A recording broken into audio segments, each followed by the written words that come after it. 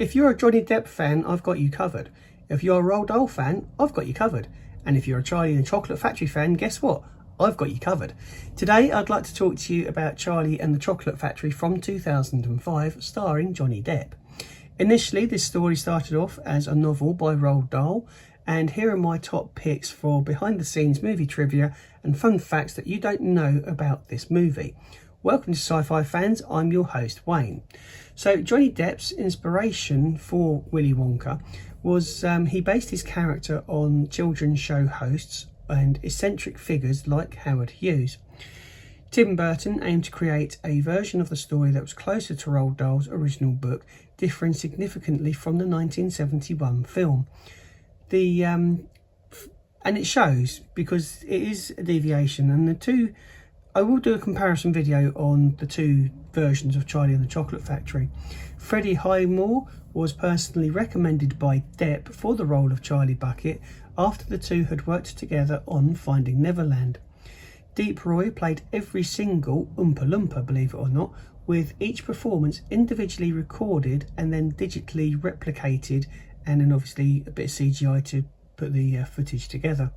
Now, the chocolate river in the factory was made using, are you ready for this, 129,000 gallons of a mixture that included real chocolate.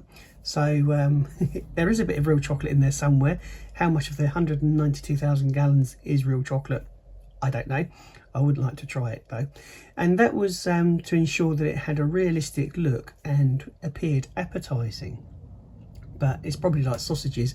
If you know the ingredients of sausages, you wouldn't go near them.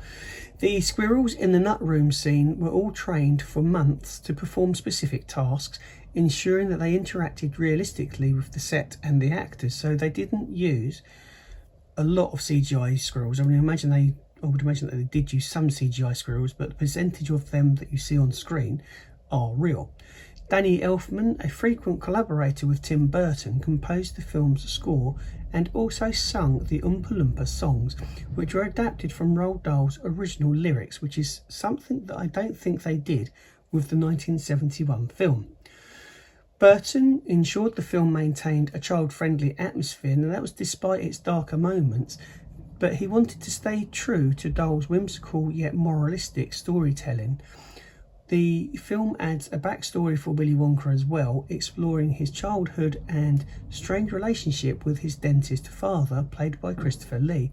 And I don't think that is in the original book. I don't remember reading about that. So again, they've expanded on the story.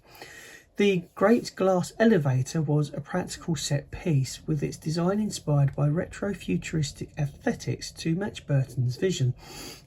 So again, another example of them using practical effects over CGI. The costume designs reflected the quirky, surreal world of the factory, with Wonka's purple velvet coat and the children's exaggerated outfits standing out. And they done that for a reason, I think, so that you could really see the difference between, if you like, the outside world and the world within the factory. The film was a box office success, grossing over $475 million worldwide, introducing a whole new generation to Dahl's beloved story. The film includes several nods to other Burton and Depp collaborations, including, and you blink and you miss it, a brief visual reference to Edward Scissorhands.